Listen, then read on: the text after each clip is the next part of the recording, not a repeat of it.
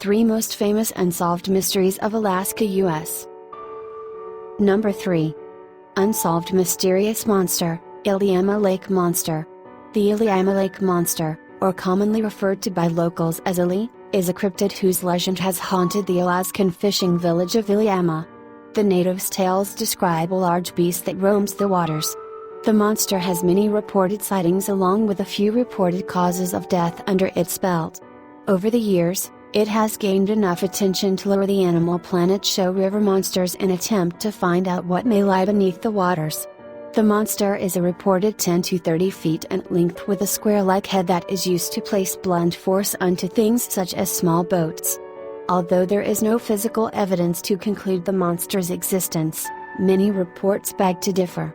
Lliamna Lake is a large natural lake located in the southwestern portion of the U.S. state of Alaska. At approximately 2,622 square kilometers in total surface area, it is the largest lake in Alaska, and one of the largest lakes in the country. The lake is 124 kilometers at its longest, and has a maximum width of approximately 35 kilometers.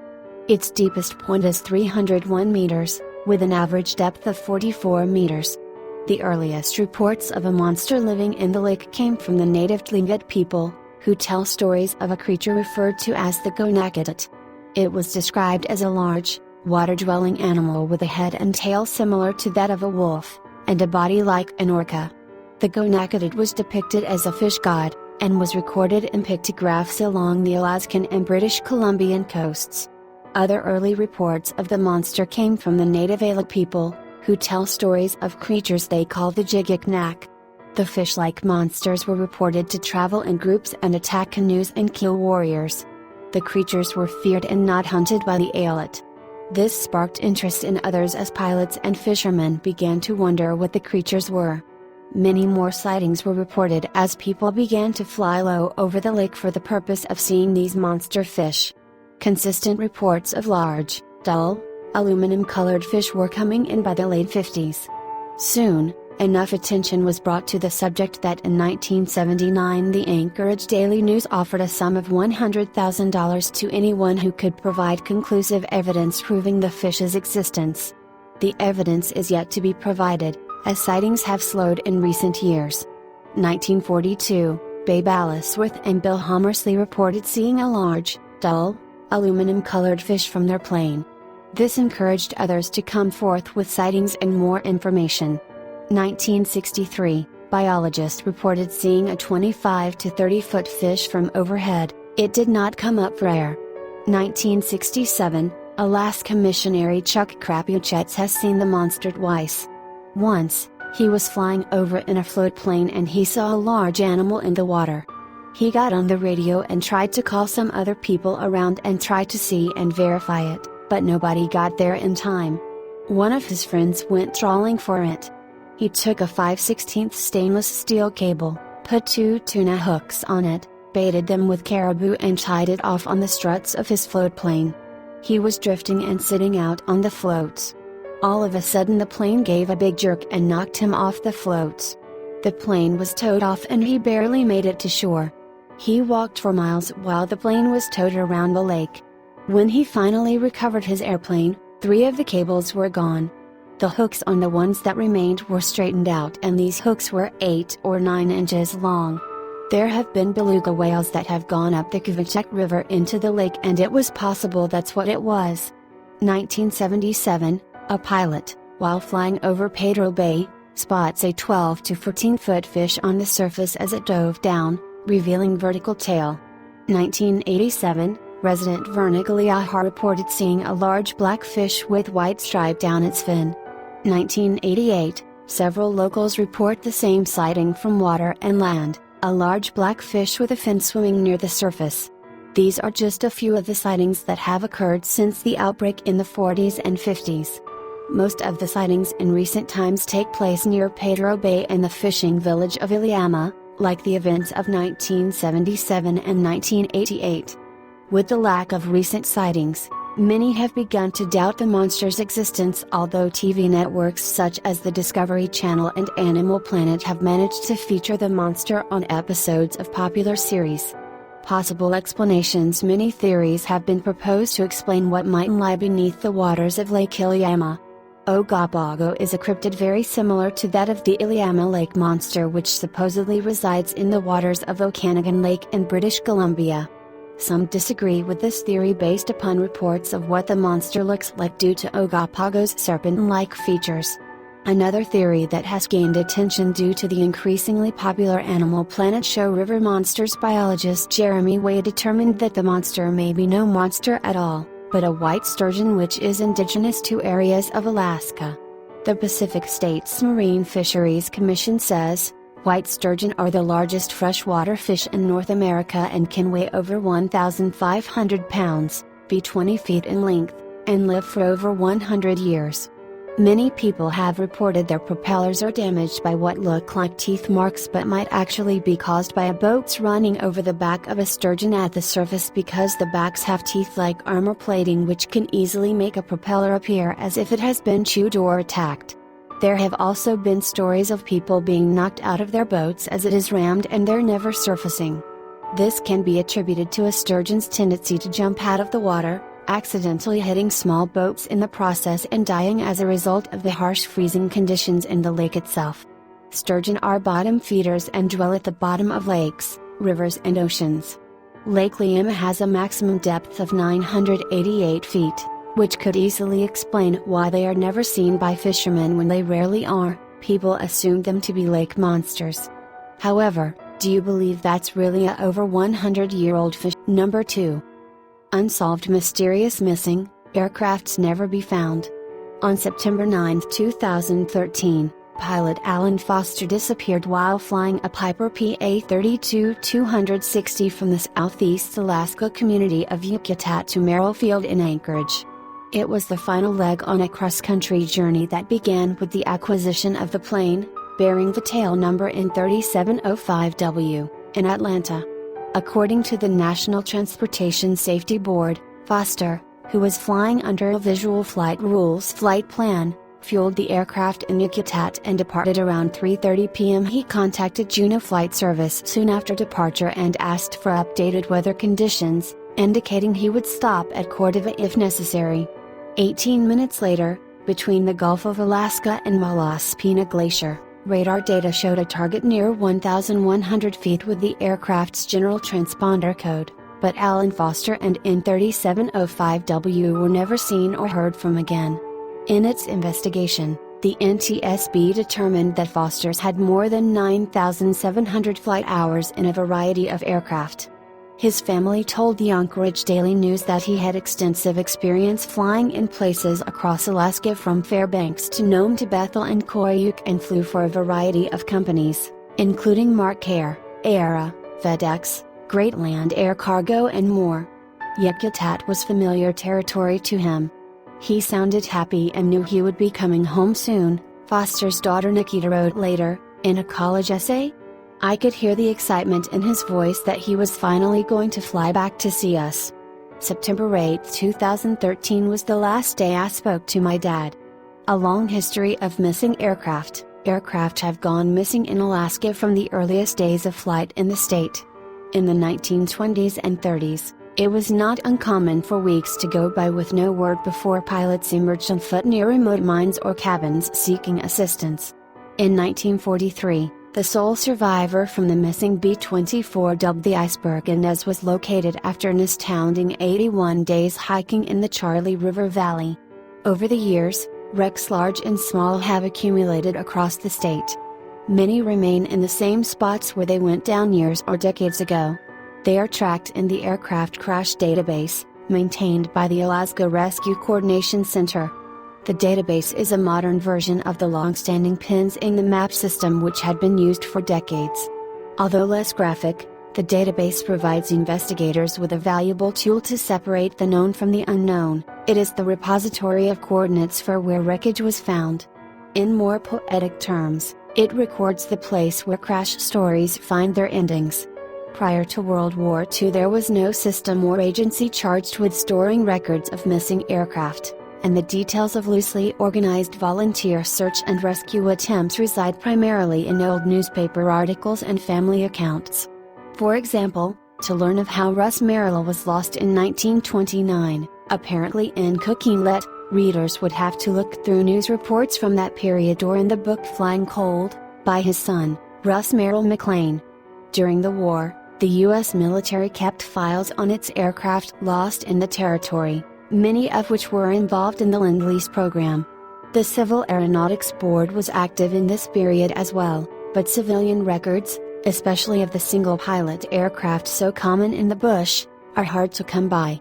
After the war, search and rescue operations in Alaska were conducted by several different squadrons and air wings over the years, under the auspices of the U.S. Air Force's Alaskan Air Command. Since 1994, the RCC has been the primary respondent for overdue aircraft in the state. It maintains open files on aircraft that have gone missing in the years since. For aircraft lost prior to 1994, the files were misplaced or lost entirely in the many transfers and reassignments that occurred in the previous decades. So for cases like a Cessna 170 that went missing between Anchorage and Northway in 1968 or a Beach Bonanza last heard to be in the vicinity of Gulkana in 1992, there is only one place where a record still resides, the NTSB Regional Office in Anchorage. Current missing files. The NTSB is congressionally mandated to investigate every aircraft accident in the U.S. and it is the NTSB which formally assigns probable cause to each case. For the missing, such as Alan Foster, it typically reads undetermined because the pilot and airplane were not found. A search of NTSB databases back to 1962 reveals more than 40 open cases for missing aircraft. These include examples where some slight debris might have been located, generally near water, but the aircraft itself is still lost. The agency requires a preponderance of evidence in order to reclassify a missing aircraft as a known accident. That could include specific information such as an assigned transponder code and subsequent radar track, wreckage with serial numbers or other unique characteristics, or the identified remains of the pilot or passenger. Years might go by before enough evidence is discovered to provide elusive answers about what happened. When a hiker or beachcomber discovers an aircraft part, they usually contact the nearest Alaska State Trooper office. Troopers in turn contact the NTSB, which takes the lead in the investigation and checks with the Rescue Coordination Center to see if there is a nearby confirmed crash site in the database that matches the discovery and might be a likely source for the part. If this is not the case, investigators go back to the files and cross-reference the part with any still missing aircraft from the general area. If the files provide us with leads to an accident that fits with the discovery, explains Clint Johnson, NTSB Alaska Regional Director, then we will launch an accident investigation as we would for any current crash. In Johnson's career this has happened several times, most recently in the 2013 discovery of landing gear that was traced to the disappearance of Brendan Mattingly, who departed Soldotna in 2012 in his Piper Super Cub. Conversely, the 1972 disappearance of the Cessna 310 carrying Russell Brown, Congressman Nick Begich and Hale Boggs and pilot Don Johns while en route to Juneau is the subject of several hopeful phone calls every year. So far none have yielded any confirmed signs of the wreckage. A missing file is never inactive, Johnson said. An official into the search for answers does not occur until we find out what happened. Still missing, although the facts about a flight sending may come years or even decades later, any information is welcome to those who have been left behind. On August 20, 1958, Clarence Rode, then the Alaska Regional Director of the U.S. Fish and Wildlife Service, along with his 22-year-old son Jack and fellow Fish and Wildlife agent Stanley Frederickson took off from Fairbanks in a Grumman Goose with the tail number N270. They carried with them 200 gallons of fuel to cache for future patrols in the Brooks Range. The trio visited Porcupine Lake, where they radioed the office in Fairbanks and then flew on to visit a hunting guide at Schrader Lake and scientists camped at Peters Lake. They told the scientists they planned to return to Porcupine Lake before heading back to Fairbanks, but after taking off and heading west, they were never heard from again. At least 25 aircraft and 260 people covered an area of approximately 300,000 square miles in the search for the missing aircraft. According to the description of Wien Air pilot James Anderson, who operated the Bettles Roadhouse where the search for the road party was organized. Searchers believed, due to their survival gear and experience, that the trio could last for months in the bush. Speculation, Anderson wrote in his book Arctic Bush Pilot, was rampant. Did the load of gasoline explode in flight? Had Road landed an amphibian in a lake with wheels down, wrecking and sinking the plane? Had he somehow flown over the nearby Arctic Ocean, crashing there, never to be found? Had the plane plunged into a dense spruce forest where it couldn't be seen from the air? For 21 years, the mystery of N720 remained a significant part of Alaska's aviation lore. Then, in August 1979, two hikers crossing a pass at the head of the Ivishok River in what is now the Arctic National Wildlife Refuge stumbled upon the crash site. In the subsequent investigation, it was determined that at the 5,700-foot level and only 25 miles from Porcupine Lake, the aircraft apparently hit a mountainside while under power and making a left turn, it was torn apart. Anderson was retired and living in Pennsylvania when the wreckage was found, but its discovery gave him a long-sought peace of mind. When there is no ending to a tragedy, he wrote, thoughts about it linger. There are many aircraft still waiting to be found in Alaska, many stories still searching for their endings. Number 1. Unsolved Mysterious Place, Alaska Triangle. There are certain areas of this planet that seem to be magnets for missing persons and mysterious disappearances. For whatever reasons, people come to such places and simply vanish, never to return. Many know of the more famous of these places, such as the Bermuda Triangle, but there are more such anomalous zones to be found around the world. Perhaps one of the more little known of these regions that are seemingly hungry for morsels is a vast expanse of wilderness in the northernmost U.S. state of Alaska, a cold, barren place that has the habit of holding on to people and refusing to let go. Alaska's Bermuda Triangle is said to encompass a large, sprawling section of the state, all the way from the southeastern region near Juneau and Yakutat, and all the way up north to the Barrow Mountain Range, and to Anchorage in the middle of the state. Within this zone are vast areas of largely unexplored wilderness, including sprawling forests, craggy mountain peaks, and desolate, barren tundra. The region sports an unusually high number of people, both tourists and locals, who go missing every year without a trace as if they have vanished off the face of the earth, and additionally many planes have also disappeared or inexplicably crashed here. It is said that since 1988, a staggering 16,000 people have vanished in the so-called Alaska Triangle, to never be heard from again.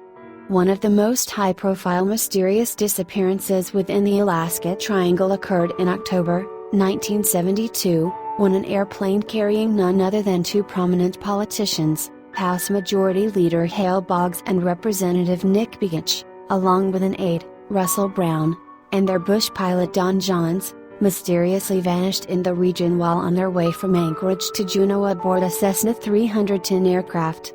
The disappearance of such prestigious public figures sparked an intense search that lasted for 39 days and involved over 400 aircraft including an advanced Air Force SR-71, and dozens of boats, including 12 from the Coast Guard, yet no evidence of what happened to the three men or the plane was ever found and the men were declared dead.